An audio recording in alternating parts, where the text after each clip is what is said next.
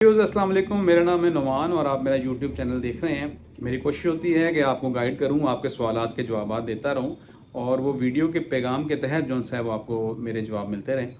आज का सवाल भी बड़ा अहम है और मैं समझता हूँ कि जितनी भी क्यूरीज़ लोग पूछते हैं ये वो क्यूरीज़ हैं जो एक नॉर्मल इंसान की क्यूरीज़ होती हैं।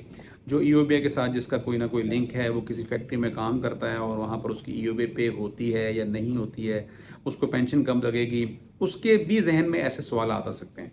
तो सिर्फ वीडियो बनाने का मकसद ये होता है कि जिसने सवाल पूछा उसकी भी रहनुमाई हो जाए और अगर फ्यूचर में अगर वही सवाल किसी और शख्स का भी है तो वो मेरे चैनल पे जाके उसको देख सके और अपनी क्यूरी को रिजॉल्व कर सके। आज का सवाल ये है, भाई पूछ रहे हैं कि मिनिमम या रजिस्ट्रेशन के लिए किसी भी शख्स को सिस्टम में ऐड करने के लिए, रजिस्टर करने के लिए मिनिमम मैक्सिमम एज क्या हो सकती है। व्यूअर्स, बड़ा अहम सवाल है और ये अहम सवाल इसलिए भी है कि नॉर्मली कंपनीज ये करती हैं कि अगर कोई शख्स उनके पास आता है और उसकी एज 50 साल है तो वो ये देखते हैं, सोचते हैं कि भाई इसने 15 साल की इंश्योरेबल एम्प्लॉयमेंट तो पूरी नहीं करनी, जो कि मिनिमम शर्त है। 15 साल पूरी करेंगे तो पेंशन लगती है, तो हम क्या करते हैं, इसको ऐड ही नहीं कर रहे। ठीक है, तो ऐसी ये इस तरह की और बहुत सी सूरत हाल है। ठीक है, तो आपने करना ये है कि अगर कोई भी शख्स किसी भी एज में आपके पास आ रहा है, अगर वो 18 साल से ऊपर है तो आपने उसको अपने पोर्टल में एनरोल करना है।